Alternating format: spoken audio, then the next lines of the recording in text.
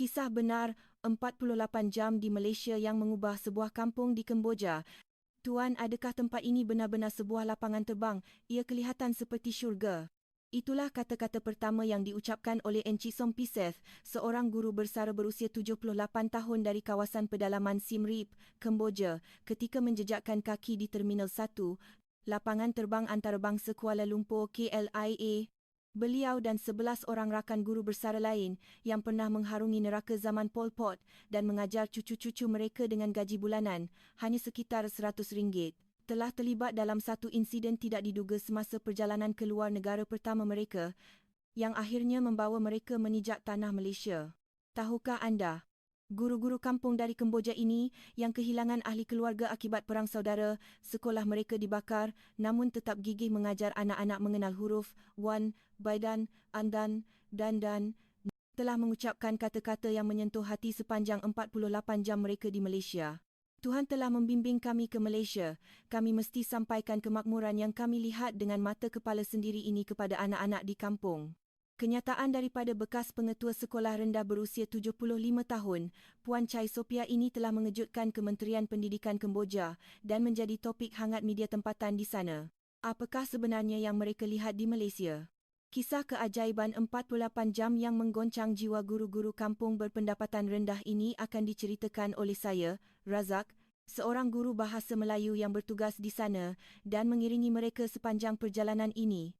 Sebelum kita bermula, sudilah tekan butang like dan subscribe sebagai tanda sokongan untuk kami berkongsi lebih banyak kisah inspirasi dari Malaysia. Assalamualaikum dan salam sejahtera.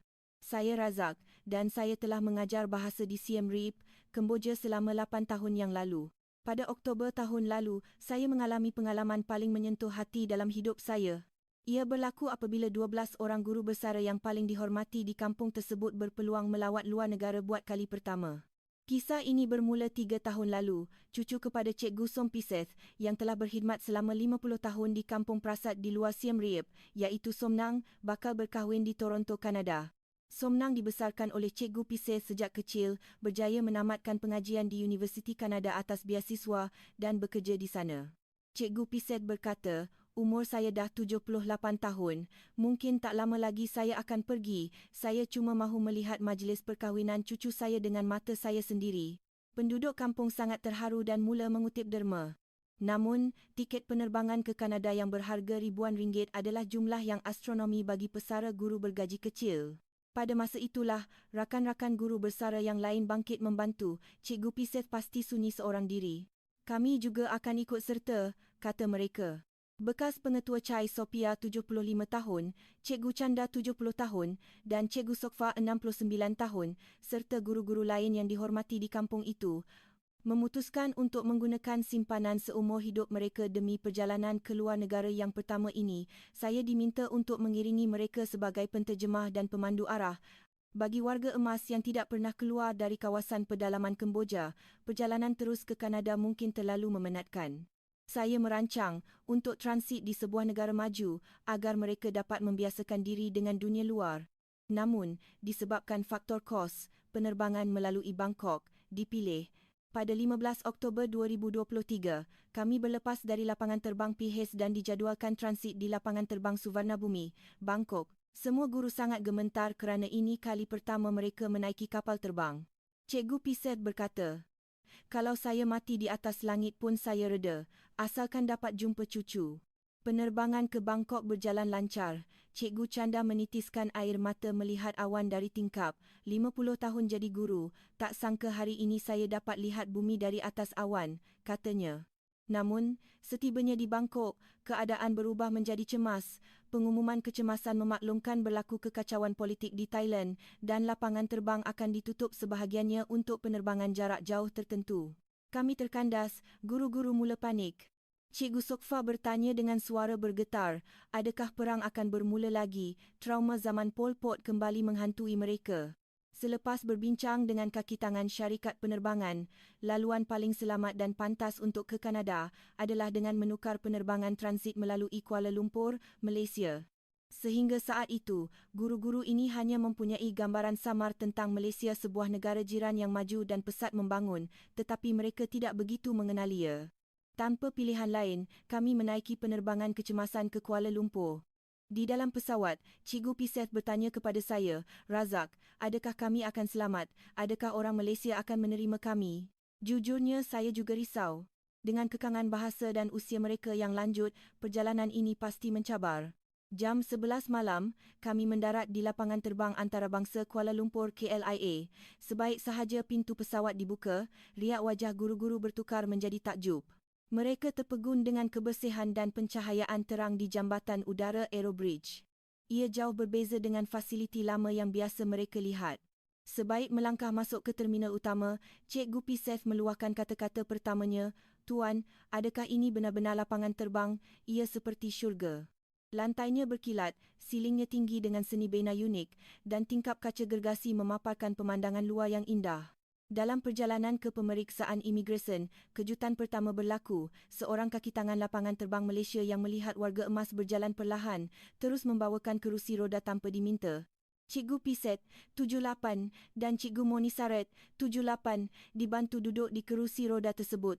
Mereka sangat prihatin. "Padahal kita tak minta pun," bisik Cikgu Chanda. Di kaunter imigresen, satu lagi perkara mengejutkan berlaku. Apabila pegawai bertugas memahami situasi kami, mereka segera memanggil seorang pegawai bantuan yang boleh bertutur sedikit bahasa Khmer. Ramai pekerja Kemboja di Malaysia memudahkan komunikasi. Guru-guru tersebut ternganga. "Orang Malaysia boleh cakap bahasa kami?" tanya mereka kagum. Proses imigresen sangat lancar. Walaupun ini kemasukan kecemasan, dari urusan dokumen hingga penginapan, semuanya dibantu dengan senyuman dan budi bahasa yang tinggi. Di Kemboja, urusan rasmi boleh memakan masa seharian, tetapi di sini semuanya selesai dalam 30 minit. Paling mengharukan adalah layanan penginapan. Memandangkan mereka warga emas dan situasi kecemasan, pihak penerbangan mengaturkan hotel transit berdekatan KLIA dan bas pengantara percuma. Cikgu Chanda menangis, "Kita bukan orang kenamaan, kenapa mereka layan kita sebaik ini?" Kami tiba di hotel lewat malam. Namun kaki tangan lobi menyambut dengan senyuman mesra selamat datang dan memberikan bilik di tingkat bawah untuk memudahkan warga emas. Semasa menuju ke bilik, Cikgu Piseth berhenti. Beliau terkejut melihat koridor yang tiada sebutir habuk pun. "Razak, adakah bangunan ini baru dibina?" tanyanya. Sebenarnya hotel itu sudah lama, tetapi penyelenggaraannya sempurna, typical standard hospitality Malaysia. Masuk ke bilik, satu lagi kejutan menanti. Di bilik air, terdapat paip air, bidet dan tandas yang sangat bersih. Cikgu Sokfa terharu, ada paip air disediakan untuk bersuci. Negara ini sangat menjaga kebersihan diri dan keselesaan, malah urusan di tandas pun mereka ambil berat. Keesokan paginya, sarapan di hotel sekali lagi mengejutkan mereka. Hidangan bufet dengan pelbagai pilihan makanan halal dan bersih tersedia. Namun apa yang paling menyentuh hati adalah sikap kaki tangan. Mereka membantu membawakan pinggan berat untuk guru-guru tua ini dan memimpin mereka ke meja. Puan Chai Sophia berkata kepada saya sambil makan nasi lemak, "Razak, kita di Kemboja selalu kata kita hormat orang tua, tapi di Malaysia, mereka tunjukkan dengan perbuatan, bukan hanya kata-kata." Selepas sarapan, kami menaiki tren KLIA Express ke KL Central untuk melihat bandar sementara menunggu penerbangan seterusnya. Ini kali pertama mereka menaiki kereta api laju. Di platform, mereka kagum melihat orang ramai beratur dengan tertib. Di Kemboja, berebut-rebut naik bas adalah perkara biasa. Apabila tren tiba, mereka melihat penumpang yang turun dibiarkan keluar dahulu sebelum penumpang naik. Mereka sangat berdisiplin, seperti tentera, tapi tiada siapa yang bagi arahan. "Ajaib," kata Cikgu Piseth. Di dalam gerabak yang senyap dan selesa, Cikgu Monisaret memandang keluar tingkap, ladang kelapa sawit dan kawasan hijau disusun begitu rapi. Sangat berbeza dengan tempat kita. Tiba di KL Central, hab pengangkutan gergasi itu membuatkan mereka terpegun. "Stesen ini macam sebuah bandar," kata Cikgu Chanda. Semasa kami bertukar ke MRT, satu insiden di eskalator berlaku. Seorang pemuda Malaysia yang melihat saya menolak kerusi roda Cikgu Piseth, secara automatik menahan pintu lift dan menunggu kami masuk. Dia tersenyum dan memberi salam, "Assalamualaikum Pak Cik," sambil membantu menekan butang lift. Di dalam MRT, sebaik sahaja guru-guru tua ini melangkah masuk, beberapa anak muda pelbagai bangsa Melayu, Cina, India serentak bangun memberikan tempat duduk. Bukan dengan berat hati, tapi dengan senyuman ikhlas. Cikgu Sokfa berkata, "Di tempat kita, Jarang orang muda bagi tempat duduk dalam bas. Anak muda Malaysia ini hatinya sangat mulia. Kami tiba di kawasan Bukit Bintang, keluar sahaja dari stesen, mereka terdiam. Melihat bangunan pencakar langit dan menara berkembar Petronas dari jauh, serta kesibukan kota yang teratur, mereka kagum. Kenapa jalan raya sangat bersih? Adakah baru lepas disapu? Tanya Cikgu Pisith. Saya jelaskan bahawa budaya menjaga kebersihan awam diamalkan oleh ramai orang di sini. Namun pada hari kedua, kejadian tidak diduga berlaku. Cikgu Moni Sareth, 76 tahun, tiba-tiba memegang dadanya dan rebah semasa kami sedang berjalan. Beliau memang ada sakit jantung dan kepenatan perjalanan mungkin menjadi punca. Orang ramai yang lalu lalang segera membantu dan seseorang terus mendial talian kecemasan 999. Apa yang mengejutkan, ambulans tiba dalam masa kurang 10 minit. Di Kemboja, ambulans mungkin mengambil masa berjam-jam. Pasukan paramedik bertindak pantas dan profesional, merawat beliau dengan penuh hemah. Saya dibenarkan mengiringi beliau ke Hospital Kuala Lumpur, HKL. Di hospital, sistemnya sangat cekap. Terdapat laluan khas untuk kes kecemasan. Ujian ECG, darah dan X-ray siap dalam masa kurang sejam. Mujurlah ia hanya serangan ringan akibat keletihan, namun doktor menyarankan pemantauan semalaman. Cikgu Moni Sareth risau akan terlepas majlis cucunya. Namun doktor dengan tenang berkata, "Jangan risau Pak Cik, kami akan bekalkan ubat dan laporan perubatan lengkap untuk doktor di Kanada nanti." Di farmasi, ahli farmasi menerangkan ubat dengan teliti, malah menulis arahan dalam bahasa Inggeris yang mudah difahami. Apabila tiba masa pembayaran, kami sudah bersedia untuk kos yang tinggi. Namun, bil yang dikenakan sangat berpatutan berbanding kualiti perkhidmatan bertaraf dunia yang diterima. Di negara ini, nyawa manusia lebih berharga daripada wang, kata Cikgu Chanda dengan mata berkaca.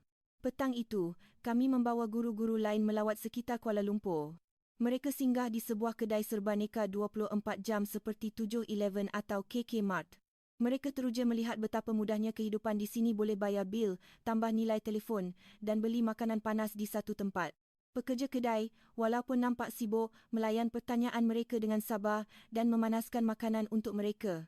Malam itu, kami makan malam di sebuah restoran tempatan. Walaupun tekak mereka belum biasa, tukang masak dengan baik hati menyediakan sup yang lembut dan mudah ditelan untuk warga emas.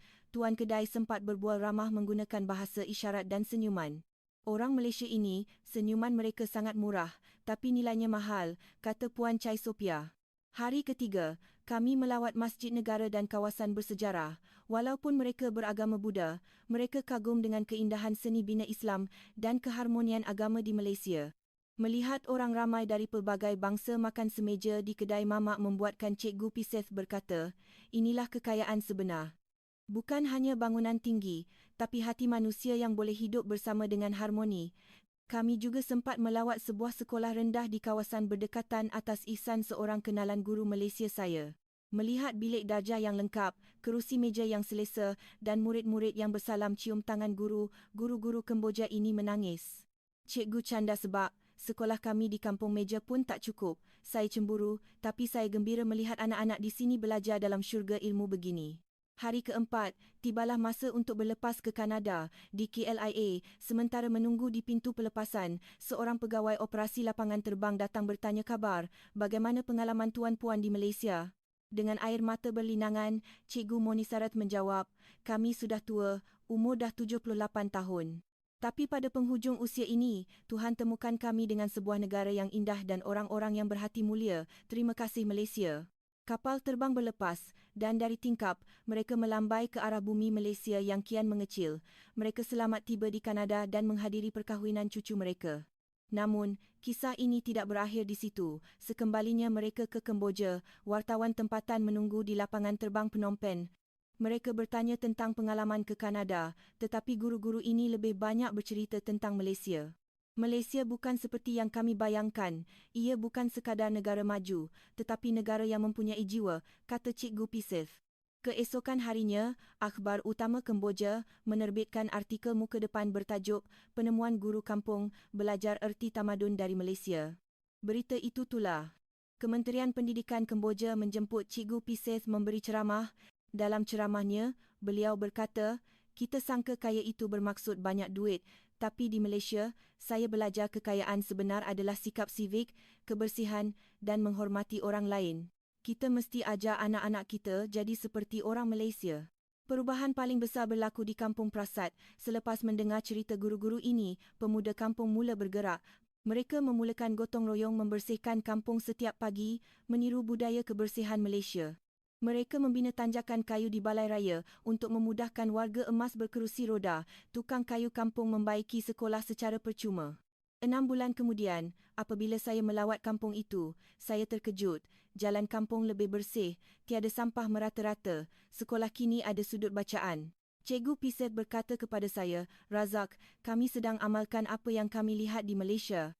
Walaupun belum sempurna, hati penduduk kampung sudah berubah. Setahun kemudian, Kampung Prasat dianugerahkan sebagai kampung contoh oleh kerajaan. Kini, Cikgu Piset sudah berusia 79 tahun. Beliau masih sihat dan merancang untuk melawat luar negara lagi. Katanya, beliau mahu singgah di Malaysia sekali lagi, bukan kerana transit kecemasan, tetapi untuk bertemu semula kawan-kawan baru yang melayan mereka, seperti keluarga. Pengalaman 48 jam guru-guru uzur ini telah mengubah sebuah kampung dan membuka mata ramai orang. Rakyat Malaysia mungkin tidak sedar, sikap ramah, sopan santun dan kemudahan yang anda anggap biasa itu sebenarnya adalah satu keajaiban bagi orang lain. Anda tidak perlu buat perkara luar biasa untuk jadi hero, cukup sekadar menjadi rakyat Malaysia yang berbudi bahasa. Itulah kisah bagaimana nilai murni Malaysia mengubah hidup 12 orang guru Kemboja. Jika anda tersentuh dengan kisah ini, sila tinggalkan komen, tekan butang like dan kongsikan video ini agar semangat kebaikan ini terus tersebar. Terima kasih kerana menonton.